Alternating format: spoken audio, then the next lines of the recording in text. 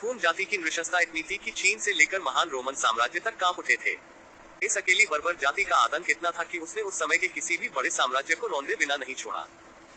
चीन का विशाल साम्राज्य तो इतना भयाक्रांत हुआ कि उसने हुनों से लड़ने का विचार ही छोड़ दिया और रक्षात्मक होकर खुद को ऊंचे ऊंचे सैकड़ों किलोमीटर की दीवार से घेर लिया। जब चीन आत्मसमर्पित हुआ तो ये हुन अपनी एक टुकड़ी के साथ यूरोप की ओर दौड़ पड़ा। आटिला नाम के उसके सेनापति ने पोलैंड को मिट्टी में मिला दिया, फिर एक एक कर यूरोप के बाकी देशों में खून की नदियां बहा दी। इन हुनों के कारण विशाल रोमन साम्राज्य मिट्टी में मिल गया तो इस विजय उन्माद में उन हुनों की टुकड़ी ने भारत का भी रुख किया और गांधार प्रदेश पहुंच गए। वहां विजय प्राप्त कर जब वो सिंध को निगलने आगे बढ़े तो वहां उसे रोकने के लिए वैदिक सूर्य कुमारगुप्त का महान प्रतापी राज्य खड़ा था। कुमारगुप्त ने इन बर्बर हुनों के समूल नाश के लिए किसी और सेनापति को न भेजकर अपने पुत्र राजकुमार स्कंद को भेजा। हुनों की विशाल और बर्बर टोली को स्कंद ने रौंद दिया और जन वो ऊंचाई होकर पाटलिपुत्र लौटे तो वहां उनके स्वागत में वृद्ध पिता कुमारगुप्त ने अश्वमेध यज्ञ किया।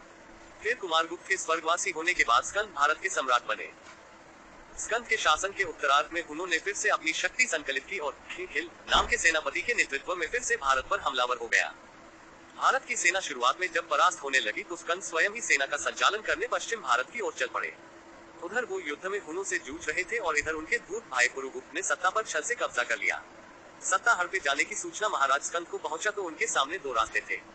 एक था कि वापस जाकर अपने सौतेले भाई से वापस सत्ता छीन ले और दूसरा ये कि हुनों को युद्ध में धूल चटाए।